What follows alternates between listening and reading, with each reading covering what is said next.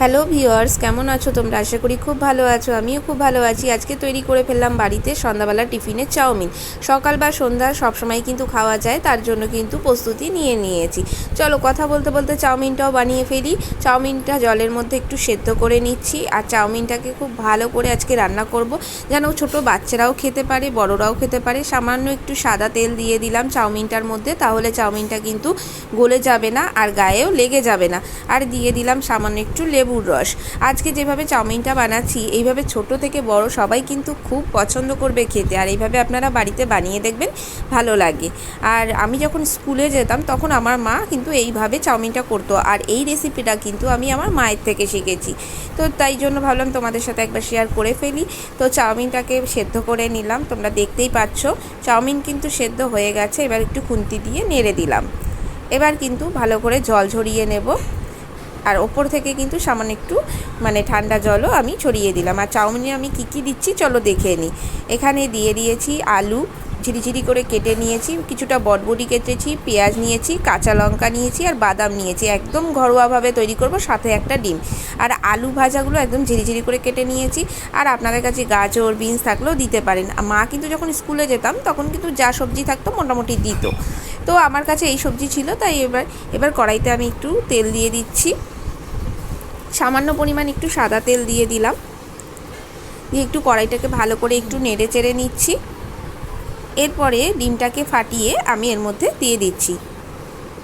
ছোট বড় বাচ্চারা সবাই কিন্তু খুব পছন্দ করে ঘরোয়াভাবে চাউমিন। দোকানের চাউমিন তো আমরা খেয়েই থাকি, কিন্তু ঘরের চাউমিন তো বেশি ভালো লাগে একটু খেতে, একটু অন্যরকম স্বাদ হয়। আর মায়ের হাতের তো কোনো কথাই নেই।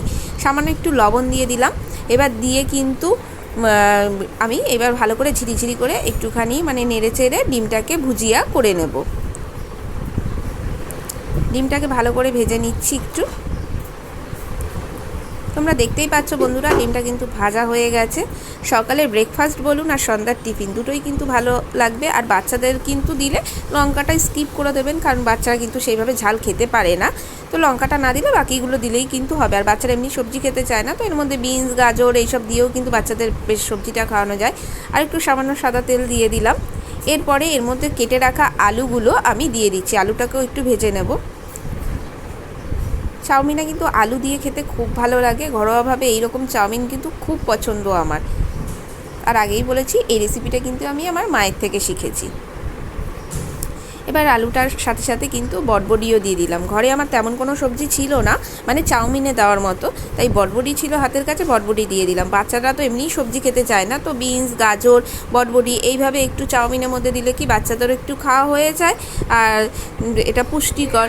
তো তার জন্য কিন্তু আমি চাউমিনটাকে এইভাবে বানাচ্ছি। এবার আলু আর বিনসটাকে খুব ভালো করে একটু লাল লাল করে ভেজে নেব। এবার খুন্তি দিয়ে খুব ভালো করে নেড়ে চেড়ে নিচ্ছি। খুন্তি দিয়ে খুব ভালো করে এবার নাড়াচাড়া করে নিলাম, একটু ভালো করে ভেজে নেব।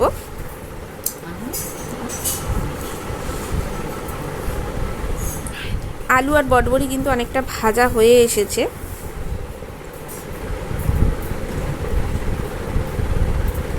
দেখতেই পাচ্ছ তোমরা। এরপর এর মধ্যে দিয়ে দেব সামান্য পরিমাণ একটু হলুদ গুঁড়ো। সামান্য একটু হলুদ দিয়ে দিলাম, আর দিয়ে দেবো স্বাদ অনুসারে একটু লবণ। এই দিয়ে ভালো করে আবার নাড়াচাড়া করে নেব।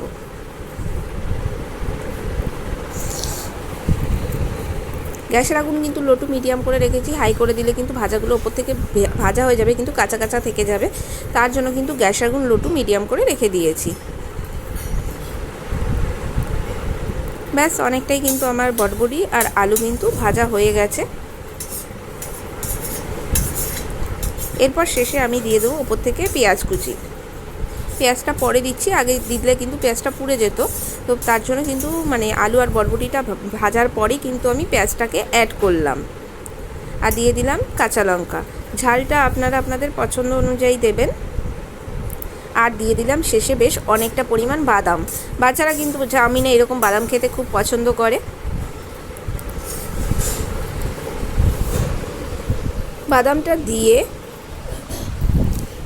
দিয়ে এবার খুব ভালো করে নাড়াচাড়া করে নেব। আর দিয়ে দিলাম সামান্য পরিমাণ আর একটু লবণ। দিয়ে এবার খুব ভালো করে নেড়ে চেড়ে নিচ্ছি। সমস্ত কিছু কিন্তু খুব ভালো করে ভেজে নেব। সমস্ত সবজি কিন্তু আমার বেশ ভাজা হয়ে গেছে। এরপর শেষে আমি দিয়ে দেবো চাউমিন। আগে থেকে সেদ্ধ করে জল ঝরিয়ে রেখেছিলাম। দেখতেই পাচ্ছেন চাউমিনটা কি সুন্দর ঝরঝরে হয়েছে, কারণ একটু লেবু আর একটু সাদা তেল দিয়ে সেদ্ধ করে নেওয়ার পর একটু যদি জলটা ঝরিয়ে নেওয়ার সময় একটু ঠান্ডা জল ওপর থেকে দেওয়া হয় তাহলে কিন্তু চাউমিনটা পুরো একদম ঝরঝরে হয়। যেরকম দোকানে কিন্তু একদম ঝরঝরে হয় সেরকমই কিন্তু ঝরঝরে হয়। এবার খুব ভালো করে নাড়াচাড়া করে নিচ্ছি। চাউমিনটাকে ভালো করে একটু ভেজে নেব। আর কিন্তু এখন আর হলুদ দেব না। সবজিতে যে হলুদটা দিয়েছিলাম সেটা দিয়েই কিন্তু চাউমিনের পুরোটাই হলুদ হয়ে যাবে। এরপর আগে থেকে ভেজে রাখা ডিম ভুজিয়াটাও দিয়ে দিচ্ছি। ডিম দিয়ে এবার খুব ভালো করে আবারও নাড়াচাড়া করে সমস্ত কিছু একসাথে মিশিয়ে নেব। বন্ধুরা দেখতেই পাচ্ছ চাউমিন কিন্তু একদম তৈরি ঘরোয়াভাবে। সকালের জলখাবার বলুন আর বিকালের টিফিনই বলুন, দুটোর সাথেই কিন্তু দারুণ খেতে চায়। আর বাচ্চাদের টিফিনে কিন্তু দিলে বাচ্চারাও খুব পছন্দ করবে। আর সামান্য একটু নুন অ্যাড করে দিচ্ছি। তো আমার তৈরি হয়ে গেল ঘরোয়াভাবে চাউমিন। এবার কিন্তু গরম গরম সার্ভ করার পালা।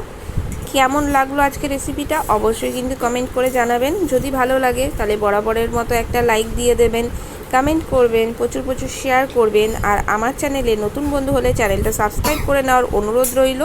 ভালো থাকবেন, সুস্থ থাকবেন, আর অবশ্যই কিন্তু বাড়িতে ট্রাই করবেন ঘরোয়াভাবে চাউমিন। খুব পছন্দ করে কিন্তু বাচ্চারা এরকম খেতে। আর গরম গরম চাউমিন, দুটো লেবু ওপরে স্লাইস করে কেটে নিয়েছি আর টমেটো সস দিয়ে পরিবেশন করলাম। দেখা হবে নতুন রেসিপি নিয়ে।